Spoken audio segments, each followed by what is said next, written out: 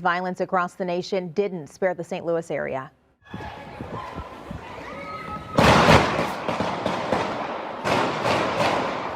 That gunfire in downtown St. Louis was just one in a string of shootings across the city, many of them deadly. In total, 14 people shot, 6 killed. 4 of the victims this weekend were 18 years old and younger. So we want to take a bigger picture look at this crime and how to prevent it. So Serena Muhammad with the St. Louis Area Violence Prevention Commission with us this evening to talk a little bit about this. Glad to have you break down some of this for us. I want to start with, what does the organization do? Sure. So thanks for having me. The St. Louis Area Violence Prevention Commission is a coalition of organizations.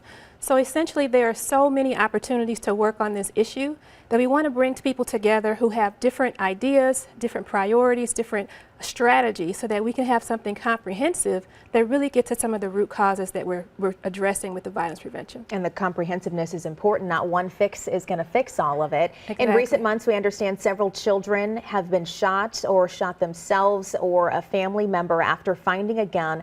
What kind of role and criteria does the community play in stopping that type of gun violence? So one of the things that we've been doing is working with our local educators to really address unintentional shootings. We have to foster a culture of responsible gun ownership. So if you do have a gun in the home, that you know how to lock it, to store it properly so that children don't have access to it.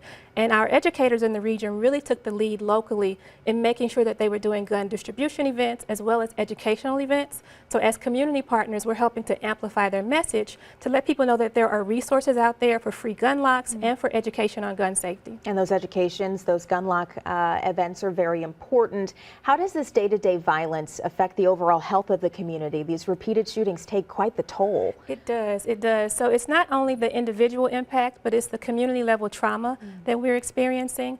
It's difficult to break out of cycles of violence when you feel like you're under constant threat. So one of the things that we look at is, how do we create safe spaces?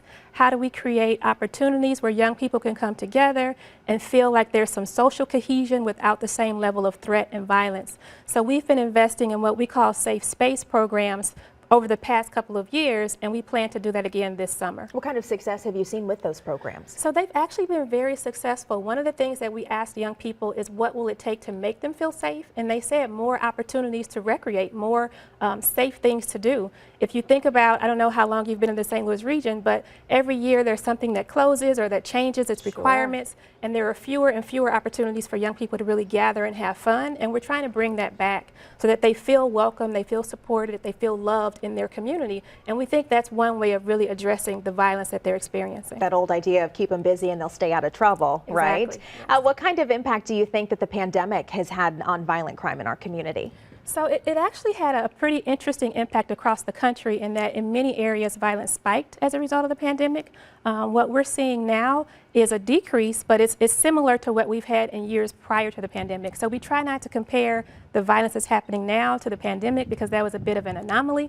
But we do know that there has been a significant mental health impact as a result of the pandemic, and a lot of what we're seeing is just folks not having the coping skills, the mental health stamina to really address conflicts and other things that might be arising. So we're looking at conflict resolution, mental health first aid, and other things to help people really cope with some of the stressors that they're experiencing. Good information. Most important question for you: how do people who are watching this either on air, online, or who may just see it at some point, we like to post these things to Facebook, how can they help? How can they get involved?